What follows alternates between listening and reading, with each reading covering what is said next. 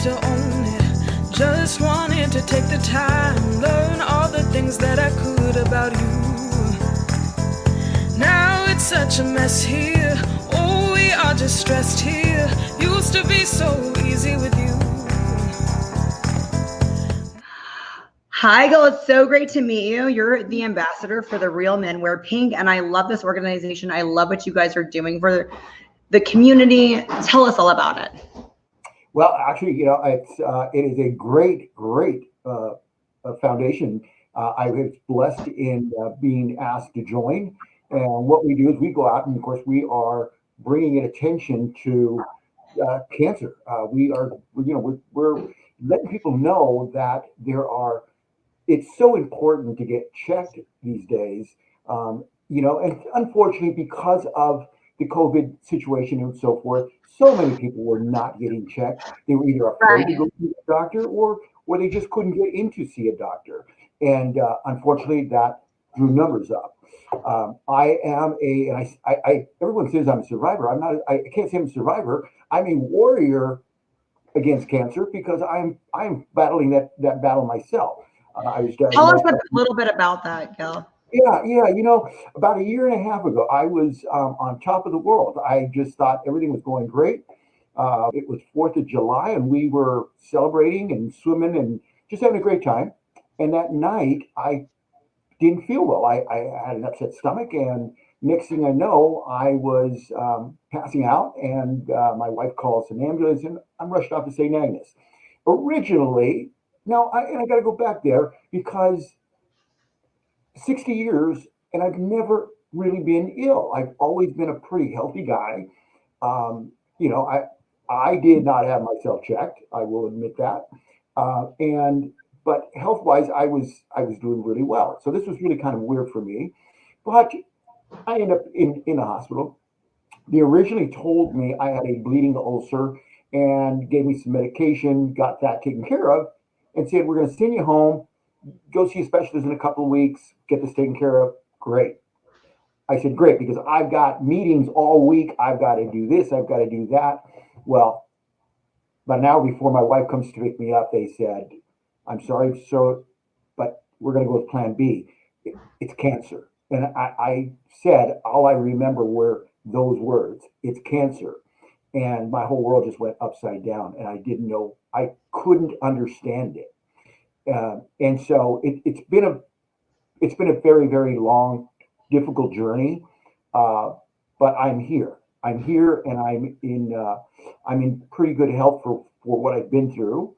And that's why I say I'm a warrior. I'm not a survivor yet. I don't know what the next day is going to bring, and I just take it day by day. But having said that, knowing the journey that I went through, knowing the trauma that it put my family in. No one person gets cancer. It's the whole family. It's the whole family unit. And your friends and the people you work with. Friends, my business associates. I mean, everybody I'm connected to is affected. And so, that's why I say there's no reason anyone should have to deal with this alone.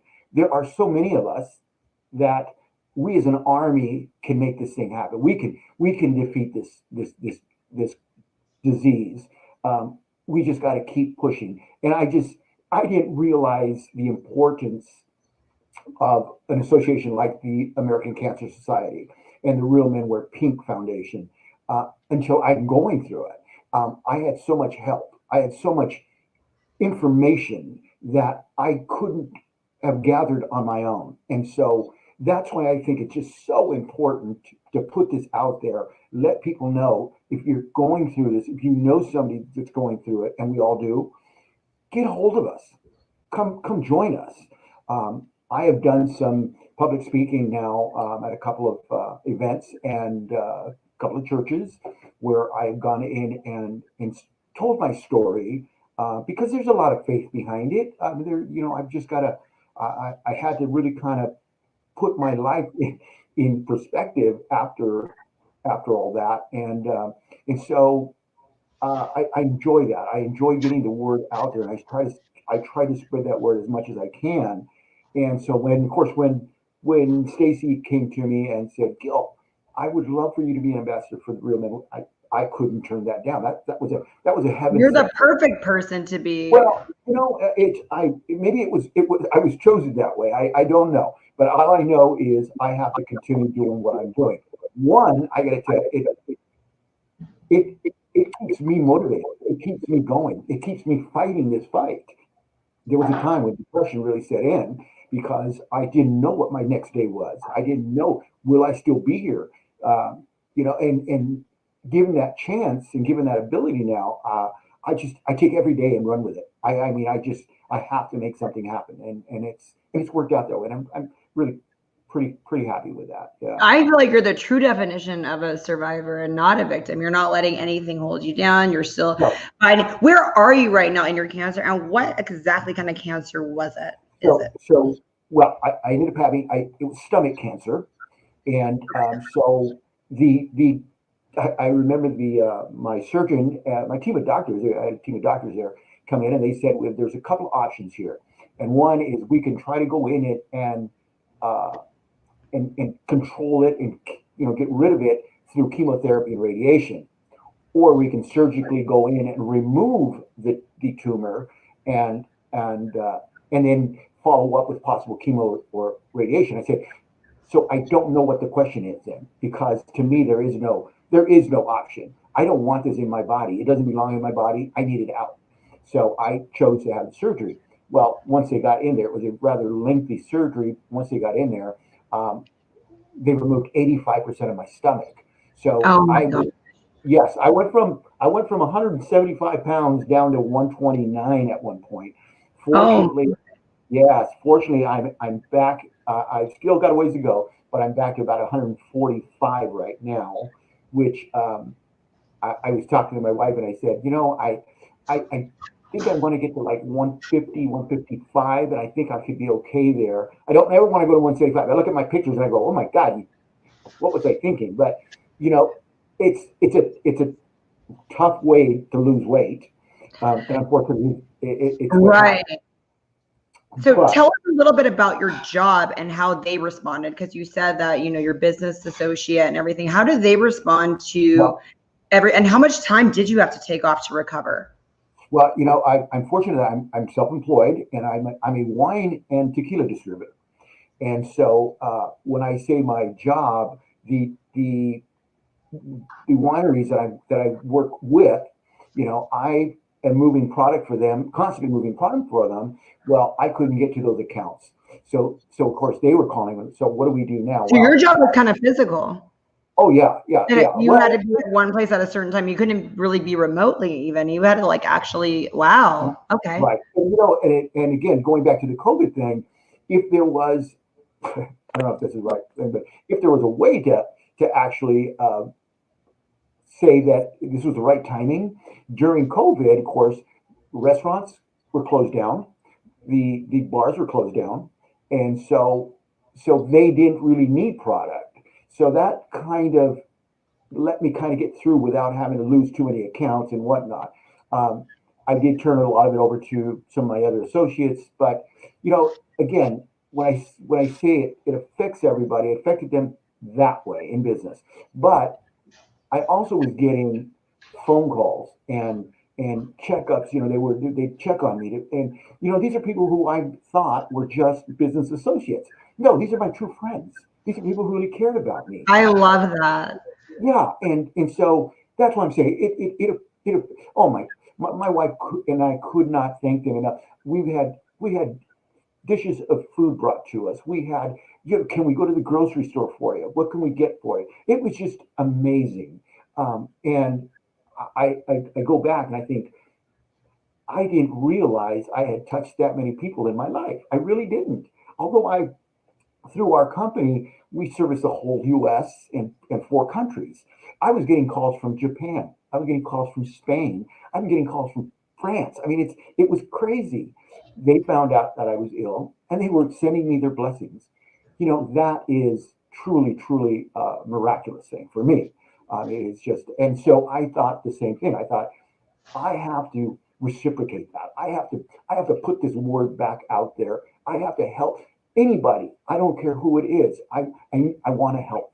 I want to be able to reach out to them, whether it's just a talk, whether it's, a hug, whether, whatever they need, I want to be there for them. And so, again, going back to what we're doing now, Stacy's put on this golf tournament. It's their second annual golf tournament now. So that's coming up. Tell us about that. Whose second annual golf tournament? Yes. So who's second? Is it the Real Men Wear Pink second golf tournament? Yes. The Real Men Who Wear all Pink. puts it together? Who are all the organizers? I know you're the ambassador, but who are the organizers of the event? Stacy Wu, of course, is our main connection through the American Cancer Society. We've got I can't even name them all, but there are a lot of people behind the scenes that are working on this, and it's really awesome to be able to go out to our community and get the donations. I'm going to tell you, I can't even tell you. I have people who have donated. They've written me checks for the American Cancer Society. It says, Gil, we don't play golf, but I admire you. I just think you're a phenomenal guy, which is giving way too much credit. But this is can I just write you a check and make a donation? It's amazing. It really is. These are tough times for all of us. Right. And when somebody can just open up their wallet that way and write a check because they feel they need to help, that's the power, and that's what we're doing. And so, the tournament does a couple of things. Of course, it's a fundraiser, and that's what we're doing. We've got donations from all over. It's just amazing what we've been able to put together. So that's gonna raise money, but it also raises awareness, and the awareness is what's really important here. We've got to get people to understand who. I get people to tell me, Gil, you always wore pink. I said, yeah, I've always have. I mean, I'm a pink tie kind of guy. It really fits me. But they said, what does Real Men Wear Pink mean? And so I gave them the foundation of that, which is, we're men who breast cancer also affects men. We think of breast cancer and we automatically, women need to get checked. And that's really important that you bring that up. Explain to us the different types of breast cancer that men have as well. Absolutely, yeah. And so that's the awareness that we're really trying to get out to the public now, is that men are as susceptible to breast cancer as women are, but we go get checked for other cancers, but we kind of skip that, and it's kind of a mystery, and so we need to get that word out. You know what? Get checked, and I say get checked because the life you save is going to be your own. I'm fortunate to still be here. It was kind of my doctor said, had you not come in for a bleeding ulcer, you could have maybe gone another 4 or 5 years without ever knowing that the cancer was in there. By that time, it would have been way too late. And so things happen that way. And I'm thinking, if you get checked, you can avoid that. You can chances are you don't have breast cancer or you don't have cancer, but it's better to know that than to go on thinking you don't and you do have it. And then we're in a whole different world. And so I'm just, like I said, if we can get that word out, get those guys, guys, get out there, get tested,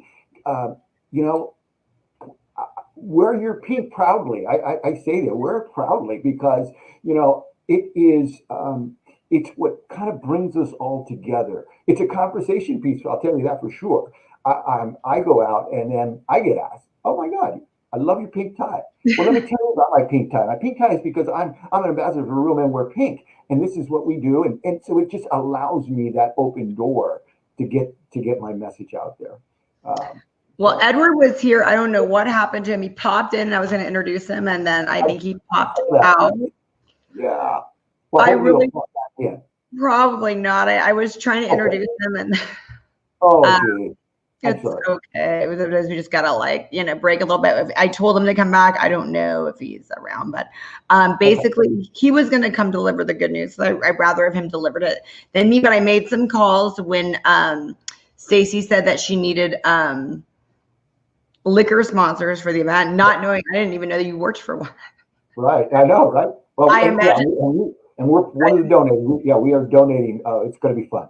So the name of the people that are donating it is Southern Glaciers Wine and Spirits. So they're going to donate some cases, and yeah, I mean, we hope that this That's event awesome. raises That's the awesome. money and the awareness. And how can people watching at home help as well that can't be at the event? I know that all the golfers are already, you guys are over capacity for golfers. Yes, we are, which is a great thing. It really I is a know. I great. was telling Stacey that's a great problem to have. Yes, it Where is. can people participate and get involved if they would like to donate something as well for the cause? Yeah, and we would love that. We still have time. We're really kind of limited. We've got to get everything in by Thursday, so we've got a couple of days. I'm going to leaving from here. I'm going out. I've got some donations that I need to pick up also. But if you're interested in donating, you can call me directly, Gil Soto, and it's 559-259-4800, 259-4800. Call me directly. You can text me. Let me know what you'd like to donate. We'll take any and all donations. That nothing is too small or too big. We can make arrangements. I can pick it up. Stacy can pick it up. Whatever we need to do. We use cash donations. Write us a check. You can if you're a grocery store, you want a gift certificate. A restaurant, if you want to do gift certificates, love to do that. We've got a few of them already. I'd love to pick those up. Again, my number direct is 559-259-4800, 559-259-4800. You can email me, kind of simple. It's at it's Mr. dot worldwine at gmail.com. MrWorldwine@gmail.com. You can email me, let me know. I'd like to get it set up. I can pick up the donation. It would be fabulous. We could always use more. And again, everything is tax deductible. You'll get a receipt. It's got a tax ID number on it. The money that the beauty of this also is that any money that we do raise, it stays within our community. A lot of times, the American Cancer Society or some of the other larger groups, the money gets funneled in and it goes into a national account. This is Real Men Wear Pink, Fresno, Central California. So that money gets to stay here. We get to use that money toward our mission, and that's really important. Yeah. Thank you so much for coming on my show. And thank you so much for opening up about your story. I know it's not easy to talk about it. And I know not enough men are talking about their struggles with cancer and with these type of things. And I'm so glad that your wife caught on the signs, that she called and took you to St. Agnes, and all that happened fast. Because I think nowadays COVID kind of changed that, but nowadays people kind of overlook a lot of signs and overlook taking care of their health and think it's a stomach ache or it's just really bad, when they're not thinking something's really, really wrong. So I'm so glad that you came and talked about it, and people need to get tested and checked out. I mean, what's your suggestion for people watching at home as far as getting checked out for things? What did your doctors tell you? Well, first of all, you get a hold of your doctors and let them know. And of course, this is Cancer Awareness Month, there is a lot of options out there right now. So I would just call your doctor, say, listen, I haven't been checked. I need to get checked, and ask them to do the full checkup. The men, we go get our colonoscopies and whatnot, but ask them to do an actual breast cancer check. It's just one extra step of security so that, we don't have these issues go. I got to tell you, I had one friend, this was probably about, I think it was back in February, who had called me, and I was still in chemo, and I was still in radiation, and he called me to wish me well and whatnot. And we had a long conversation, and I said, just do me a favor, Dan, go get checked. Go get checked. Well, guess what? A month later, he got checked, and stage 1 cancer. They caught it. They were able to remove it. He is in remission. That is so amazing. That's a life that was saved because someone listened and they went and got checked. And so I love that. I say, if I could just touch one person, that's what my goal was. Now I want to touch everybody. I mean, that's a story. That is reality. So get checked, guys. Women, everybody needs to get checked. Let's get this done. Let's fight this cancer. Let's get rid of this cancer. it's just not what we need. We really got to get past this. So yeah, thank you so much for your time. I'm Thank so you, glad. Gil. Yeah, I'm so glad to be able to come on and spread the word, and hopefully you can join us with spreading that word too. Thank you so Yeah, much. you already have, so that's really cool. Very good.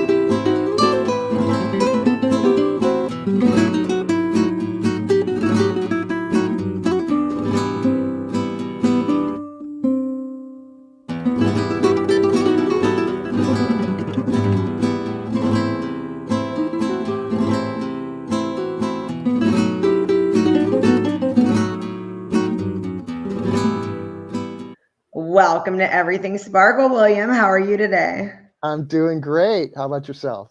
Great. So I picked up this bottle of whiskey, and you could tell our audience why. Okay, well, there'll be one of the whiskeys that'll be featured at our WTF Whiskey Tango Foxtrot for those in the military, our whiskey tasting fest, and Screwball will be one of the featured whiskeys there to people to taste. I love that. Okay, so who came up with this? Who decided this, and who decided on the whiskeys? Our committee chairman, Lion Jeffrey Garcia, who's a optometrist here in Lemoore, and he wanted, we do a brew fest in June, and it's about prior to COVID, it was like 1,700 people. This year we kind of downsized a little bit because we didn't know what the turnout would be, so it was like 1,500, and we do beers, microbrews, and Nice. so oh shoot, my cat is jumping on me. So the whiskey tasting festivals, we wanted to do something in the fall when it's not quite as hot and a little more intimate. So we came up with a whiskey tasting where people can go around. Each person that purchases a ticket, they get a tasting glass, they get a cigar, and they just go to the different tables that will have the different whiskeys, scotches, and bourbons that are available. That sounds like my kind of party. So is everybody invited? Can anybody get a ticket, or just for people in the military? No, tickets are available at Eventbrite. It's a Whiskey Tango Foxtrot 2021 at Whiskey Tango Foxtrot 2021.eventbrite.com. And so, how much are the tickets? How much do they go for? Tickets are $85. They are, sorry, my cat keeps getting away. They're $85, and it goes to help our Lions Club. I don't know if you're familiar with Lions Club. We're one of the largest service organizations throughout the world. There's like over 1.4 million members. And our club is the King's Lions Club. We're located in Lemoore. There's also a Lemoore Lions Club, so don't. So tell us what the club does. You said it helps the military, so. Oh no, well we do service to the community. So whoever needs service. Yeah, whoever needs service. So this event happens to be for the military, but. No, it's just Whiskey Tango Foxtrot. That's like how they say ABCD. So WTF. Whiskey Tango Foxtrot. That you're here like So this has nothing to do with the military or helping. No. But we do get a lot of military people. The money goes to local needs, basically. So the King's Lion was started in 2013, and what we do is we kind of help service the Lemoore community as well as our surrounding areas in Kings County. So places like Stratford, Armona, Avenel, Kettleman City that don't have a Lions Club in their area. So there's nothing in particular. You're just saying it helps the community, but yeah, we do different things like We did a back to school drive for school supplies earlier this back in the summertime, and then we delivered all the school supplies to the different schools That's in really our nice. area. We also did a care package for several sailors and that were stationed or out to sea. We made a little care packages for them. It's something that we want to start doing for more ships out there. We also help support different sports organizations like high school sports as well as travel teams. We try to help out as much as we can, and wherever there is a need, there's a lion. So where, when you guys did the brew event, what did that go to? What did you guys help in that event? When was that? Was in the summertime? That was in the summertime. So we did that to a local service organization. It's King's Community Action. They have a women's shelter, and so our part of the proceeds went to that. Oh, I love that. Okay. Yeah, so we do the big novelty check, and we presented it to them, and it was nice that they were able to attend and kind of see like what we do, and so we can help them out.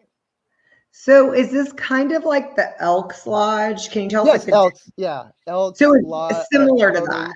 Yeah, Rotary, Kiwanis, Oddfellows. We're all in that little band of service organizations.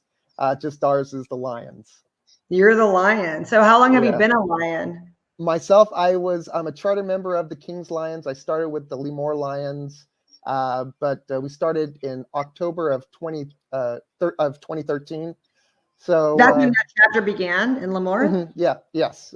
So that's where we started the King's Lions, and that's where I've been with them ever since.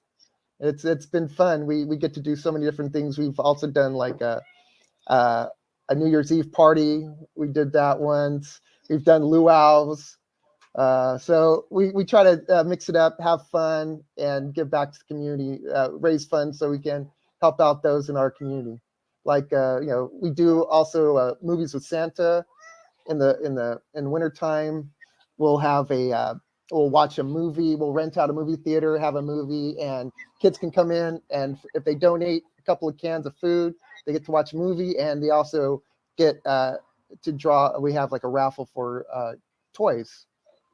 So that's really cool. So it kind of teaches them responsibility. Like if they donate, I like that. Yeah. We can start them early, and then that's where get people into that service that mindset to help out our fellow beings. Because I think that's really good. That's a really good thing, and it's good to get children learning to help earlier, to help out, not be spoiled brats. It's like, no, you got to give back. Definitely.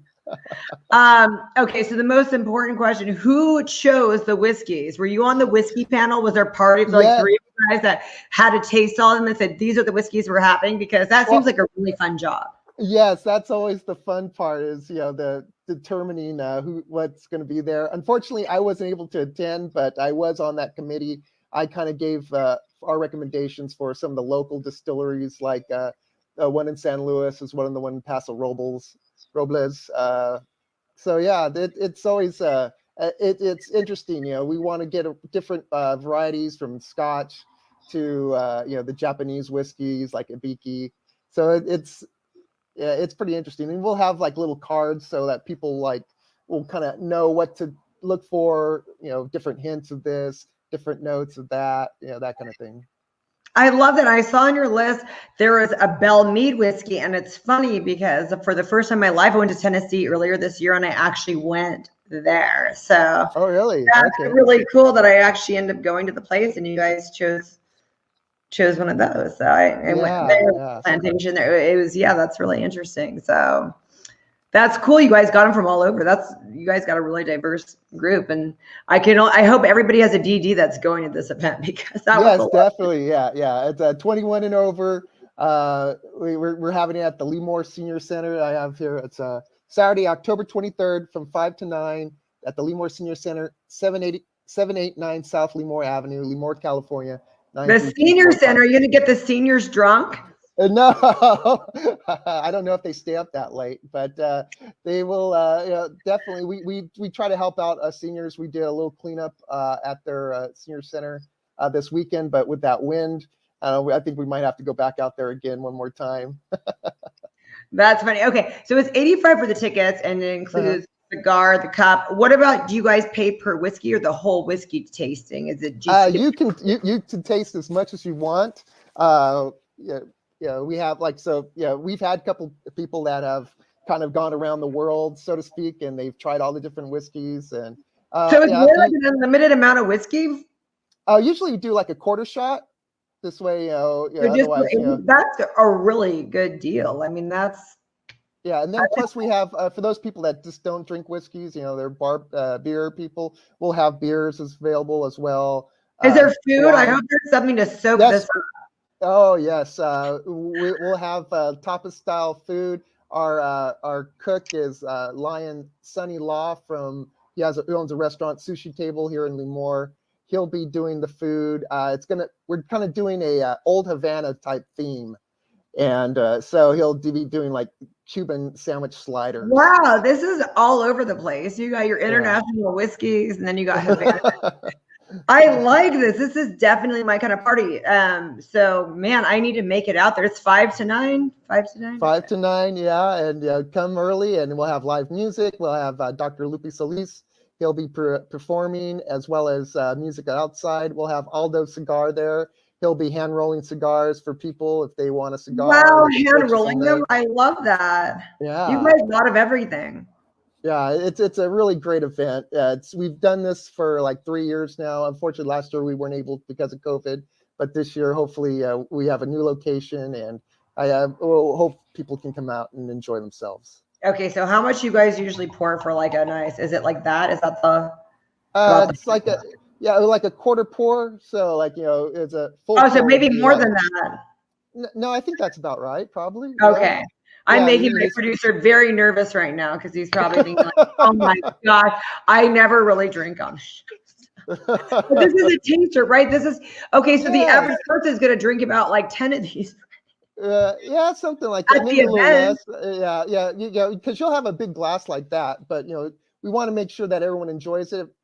We want to limit the pouring, so like some of these are sniff test like wine, or is that different? Well, with this, usually what they do is they put a little bit of water into it, like a little drop of water, and that kind of opens up the flavor, and then you can taste all the different whatever. Yeah, if it's a Scotch, you can taste the peatiness, or you can taste other notes if it's a different type of whiskey. Like you're having the peanut butter one, so you don't really do the sniff test though. It's more it's more of a just kind of. It smells delicious. I smell the peanut butter. Yeah, they can take there's a way that they do the tasting. It's like they kind of suck it through their teeth, and that's how you can get the flavor, I guess. I'm just a taste. I don't know all these rules. I mean, hold on. Oh yeah. What do you think? Oh my gosh, it's delicious. Yes. And it kind of has like a butterscotch taste. I'm not huge. I like peanut butter. I don't like peanut butter and chocolate. So you told me peanut butter, I was like, and this is really good. This really tastes butterscotchy. Yeah. A lot of people like that. Yeah, it's for those that they drink it with either Coke or whatever. Oh my gosh, I have the fix. Everybody knows that watches my show. I'm the diet doctor. I know. I need to get endorsed by. I need to get money for this. I really do this and now I'm doing whiskey for this. But we'll do brought to you by Dr. Pepper. Yeah. If I do a drops within this, okay. Well, this makes me feel better. Like I diluted it, even though. Yeah. That tastes good. That tastes smooth. So are you a whiskey connoisseur, or did you become one doing this, or what's the deal? I've kind of had to learn from this. I really didn't drink a lot of whiskey. I drank more like micro brews. But it's different people have different tastes. Some people like wine. I don't know that much about wine either. But yeah, I had to kind of familiarize myself with different ones. So you did a beer event. Now you're doing a whiskey event. You'll probably do a wine event next year or something, right? I don't know. I think that's something that we have so many like nice wineries around here. I think they're the ones that kind of do. They could probably do that event themselves. But it's I know Paso Robles used to have the wine festival. That was cool. Well, yeah, I do like the whiskey because it's something very different. So that's really cool. So how many events do you guys do per year for the different? Is it just what comes up, or is it like quarterly? Usually we do like try to do at least 2 fundraisers a year. Like I said, we have the Brew Fest, and then we have this whiskey tasting fest. We also do we have like a Easter egg hunt for the community of Stratford, which is a real small community south of Lemoore. We do other things like the toy or like the movies of Santa, which helps with feeding the hungry, because we donate all those cans of food to the different shelters here in the area. And then we also have a highway cleanup that we do, which is And helping you guys with get your environment. hands dirty and clean up? Yeah, we go. We rent it, or we call it. We put our names on the highway. We rented the highway, I guess, from the state of California. And so if you go by, part of 198, it'll show our little section of the highway. It says King's Lions on it. I love Yeah. that. That's really cool. So who chooses? I know you guys have like a committee. Who chooses what events? I mean, if there's a disaster, do you guys do like a disaster relief when we have like the fires and stuff? Then it comes up and then you guys kind of vote and like, okay, now let's do this. And you guys weren't planning on it, but you just kind of impromptu do something like that. Who decides on this? How's it work? It's someone just brings it to the club. We're all no members better than the other, and so it's like, hey, I saw this. Like I said, where there's a need, there's a lion. We kind of just say, I think we should do this, and depending on how much money we got in the budget, we can see if we can help them out. We did that a few years back. There was a fire at an apartment complex in Lemoore, and Wow. we got together. We threw some clothes together and helped them out as people were kind of transitioning from from losing everything to getting their lives back. And so we're able to help them out, as well as help out the Red Cross with distribution, because a lot of times they just need they have money, but they just need people to help out. And so we're working with the Red Cross on that one. And how many of you guys are there currently in your chapter? I think we have over 30 plus members. We haven't had because of COVID, we haven't been able to meet all together. We're still, some people are still doing remotely. We started to get back in the swing of things and starting to meet together as a group, but there's still those that they're still waiting. But we have 30 plus members, so we're considered a large club. There's different clubs throughout the United States as well as throughout the world. Some are small, some are large, some are online. Some are really working with the community constantly. Some are just more sit back and kind of just, hey, this is what we do. And they have their fundraiser, which helps out certain things in the community. So it's depending on what club you belong to, your club can do anything. And it's a boys club, right? You have to be a boy to join. No. It's open to men and women. Really, that's awesome, because the Elks Club is kind of like more of a men's club, right? Well, they originally started as men's social clubs, fraternal organizations, but I know the Masons are still men. I mean, I know there's some female groups, but you still have to be in that. So that's cool. So you could be a female lion.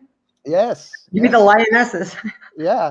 Well, they used to have, they were separate at one point, like in the 70s, but then the 80s, they kind of like, why are we having two separate organizations? Let's just have one. And so we're all lions now. And then we also have the younger volunteers from 14 to 21 that we have are the Leos. We call them Leos. And so there's some clubs that they have a Leo club attached to them, and they do same thing, teaching the next generation about leadership and helping out your community.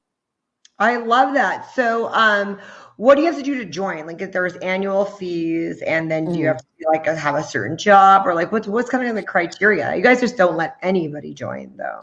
It depends on the organization, which club. Each club has their own, well, we need you to do this. We like to make sure that people are in it for the right reasons. So we ask them for our club, to attend a couple of meetings.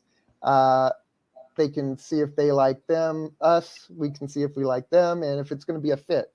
And then they pay their dues. Which there's like I know there was like a special with the Lions Club International, which is headquartered in Chicago. They were for veterans, they were giving them a discount. So nice. Yeah, so there's different things that people can, I guess, requirements. Ours is, contact us, and you can go to our Facebook page, Kings Lions.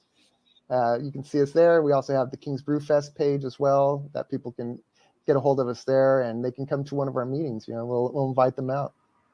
I love that. I love that it's not exclusively a boys club. That makes me super excited. You guys got whiskey. It's for women too. You guys got cigars. I'm all about it. And of course, helping the community. So yeah, we have a lot of couples as well. So because it's one thing is like, where's my husband going off on this Wednesday night? Come on along, see what's going on, and let's help out our community together. I love that. That is so great. Thank you so much for coming on and educating us. I never knew what a Lion was. I've heard of all these other clubs except for the Lions. So thank you for educating me personally. Okay, well, thank you so much, Sparkle, for allowing me to be on your show. I appreciate it.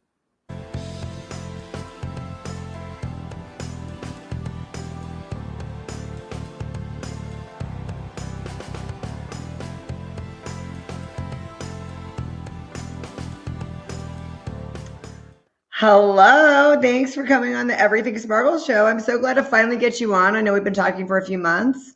Yeah, it's been a long time coming, but I'm happy to be here.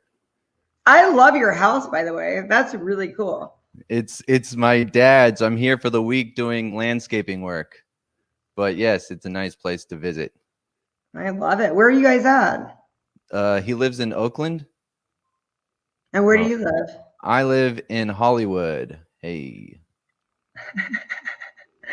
Okay, so tell us what you got going on. You have a Kickstarting campaign coming up. You got a lot of different things. I'm so curious to hear all about it. Yes, the Kickstarter is off and running. Day number 12, October the 12th, today when we're recording. And it's already funded. So that's cool. That's great news. It is over the 1,500 mark by another couple hundred, but I'm aiming for 2,000 now, which would be enough to get a variant cover of the Spanish language version. And I have a friend of mine from Mexico City who helped a big part of the original graphic novel that I did. He's going to do the drawing for the cover. And then this young kid in Peru who just knows nothing about business or anything, but is really talented. He really wants to get in on it. So I'm going to let him do the cover. And I'm, looking forward to being able to pay these guys. And I don't think it's super necessary, but I think it would be a fun and special thing to have a Spanish variant version with its own cover. That does sound really cool. I like it. So I'm just kind of crossing my fingers on the next goal. But just having the first initial, run funded is a huge weight off the shoulders, and it's very humbling and gratifying. So yeah, this is kind of just the victory lap now.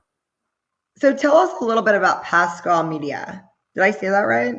Pascal, I think I know what you're talking about. No one knows how to pronounce it.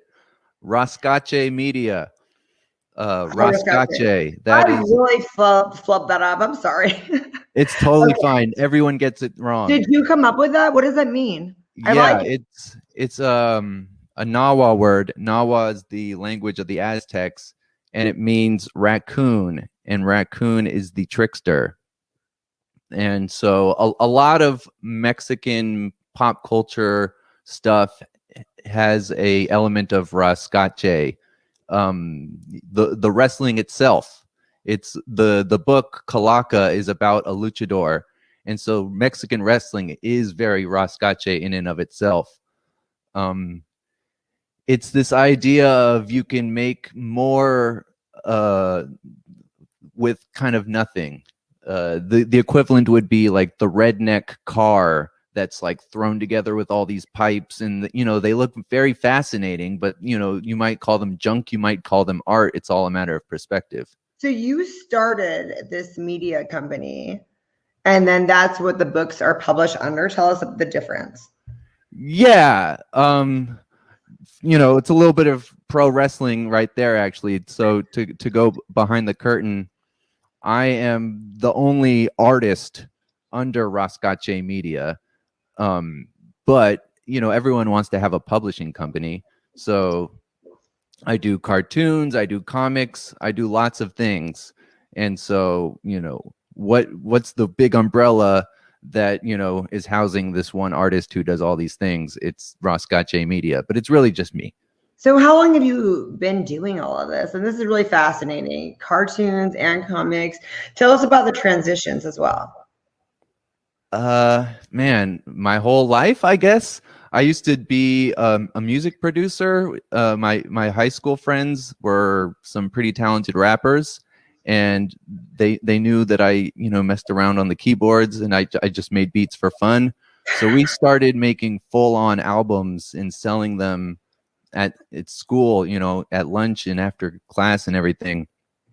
And that transitioned to me being in college, separated from them, and starting doing some of my own performance. And I was actually that's really cool. Yeah, I was gaining a little bit of momentum and traction. I gained a little notoriety at the school. I got a group of guys together at probably the biggest cultural performance event of every year at UC Santa Cruz is the Multicultural Conference or Multicultural Festival. And we were the opening act for the music, which was a huge deal, performance-wise at the time. And so once 2010 came along, the music scene was relatively gutted.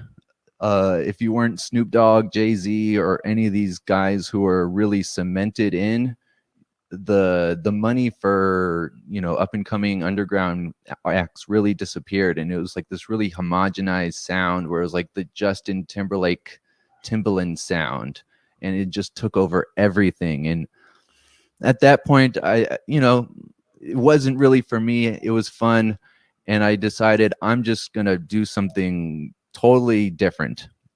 And I had always loved superheroes. I had always loved wrestling. I had always really liked the Mexican wrestling because they had the masks and they did the crazy moves. And my friends in college, we watched those silly Santos movies where, there's the mummies and Frankenstein and zombies from outer space. Like, I just loved the creativity and the silliness where it took itself seriously, but the concept itself wasn't serious. But it still wanted you to believe, which is another wrestling thing. Like, everyone who watches wrestling knows it's fake, but the wrestlers believe. They give you a reason to believe. So my character, Kalaka, it's pretty silly. He's a half-naked man in a mask. It looks like he's maybe in a sex clique or something, who's going around and he's fighting the narcos who are drug dealers and have machine guns and trucks, and they're organized.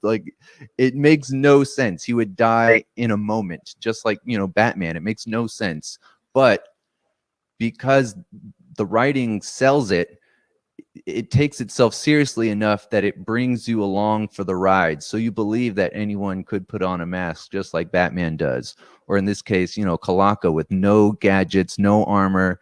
It's all in his Rascachismo. And I love that. To make friends. I love that. Yeah, thank you. So how'd you find all these moving parts? How'd you find someone to do the cover? And then you said you found someone for it. How do you guys all find each other to know, this is what we need to do, and let's come together and let's do this? I'm the whole thing. I'm the whole shebang. I wrote, I drew, I inked, I colored. This is a huge labor of love. The artist to do the cover somewhere else. So so the guy Jorge from Mexico who I mentioned, he runs a hostel, or at least he was. I think they shut down during the pandemic. 2012, he definitely had a hostel because I was working there. Him and his sister, and that's where I did the original writing and just the storyboards for the Kalaka graphic novel. And he gave me a number of pointers on the drawing aspect because he's an artist, but also he lives in Mexico City and it takes place in Mexico City. So oftentimes I would ask him, as a way to make Mexico City almost a character, is this accurate cultural wise to the city? You had a fact checker behind you. You had a fact checker behind you. That helped. Yeah. There to be because you're you have all these ideas, but you're is this gonna make sense? I get it. That's good.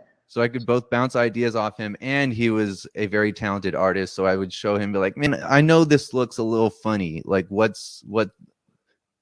looks off about this to you? And he would kind of just draw over and say, oh yeah, the perspective, you need to do this. And I would go back and do it again. So he is going to do his own artwork for the variant cover. So he hasn't contributed anything other than insight yet. But if the extra 500 comes through, that will guarantee that I have enough funding to both pay him and this kid in Peru who's going to do the color, as well as the printing and the shipping.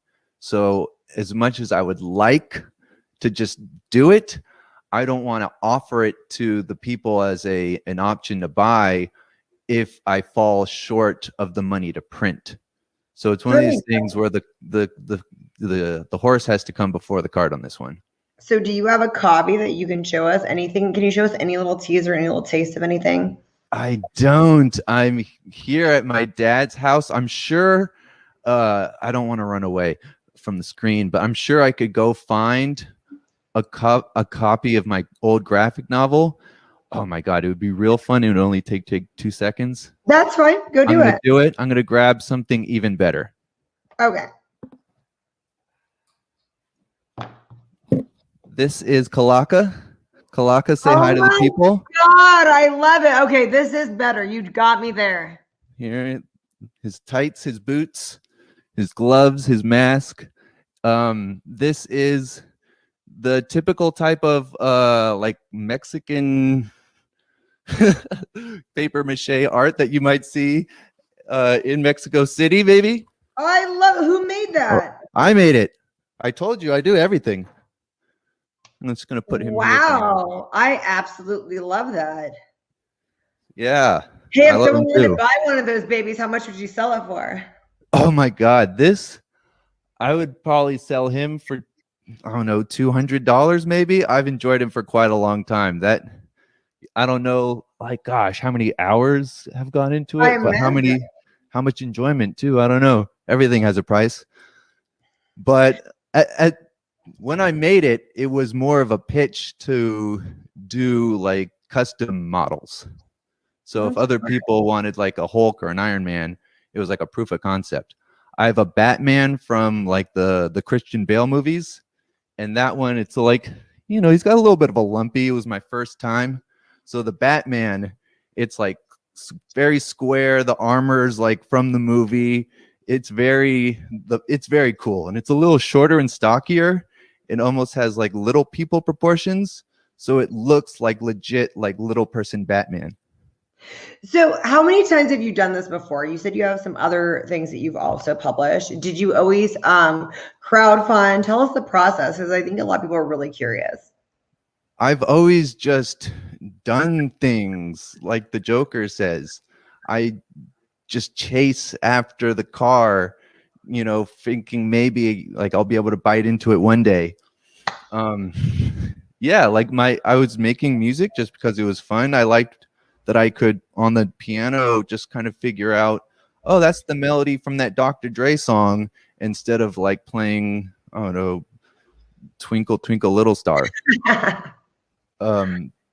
So once I got into that, my friends, they wanted to rap. So that was just something really fun to do. Most kids played Madden after school, and we were making songs, and we were pretty good at it. Like, surprisingly, like, man, these guys can really rap. And I'm getting not too bad with, you know, once we started making songs, I was pretty good at making the beats once the motivation was there to practice and get better.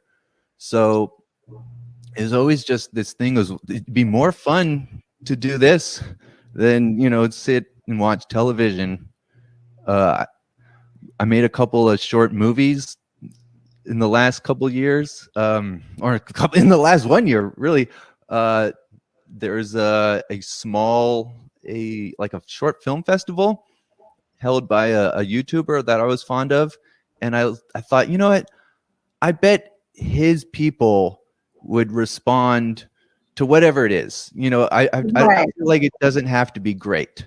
So my roommate and I, we just made this short film called Wiener Kill. You can go look for it on YouTube if people are watching. It's just ridiculous. It's stupid fun. We didn't aim very high, and by not aim very high, we were able to accomplish everything, to at least satisfactory level. And we were welcomed back to premiere Wiener Kill 2. I was welcomed back to promote the podcast or promote the comic on his other podcast, just by doing things, just by kind of taking swings and asking for the next at bat, regardless of the outcome. So tell us about the last graphic novel that you came out with, because you said you have some others. Yeah, so the original Kalaka graphic novel is the one I wrote and did the sketches for in Mexico City, and it was never really intended to be like a mainstream thing. It was kind of like what I was doing in high school before I started taking music seriously. We made albums, but we printed our own covers. We took old CD cases and ripped the covers out and put it was really not the most professional way of however you do things. It was me just kind of taking the watch apart and putting it back together. There was a copy of Batman Year One, and in the back of it, there was like samples of the original drawings and the inks and the storyboards. And I was just like, oh, that's how you make a comic. So I just kind of followed, like I said, I had no idea what I was doing. So it's a 4-chapter graphic novel, 108, 110 pages, whatever it is. But it really isn't meant for mass consumption. There's 100 copies out there, and if you have one, it's a limited edition. They're on the Kickstarter as I only let 5 go out of however many I have left. I won't even tell you how many there are left. It's all part of the mystery. But it's really just me getting my hands dirty for the first time, and this new graphic novel, this new comic book series that's going out one book at a time is loosely based on the graphic novel. So chapter 1 and issue 1 are the most similar of the two, side by sides. And the further you get from chapter 1, the further away, you're going to get in this new comic series.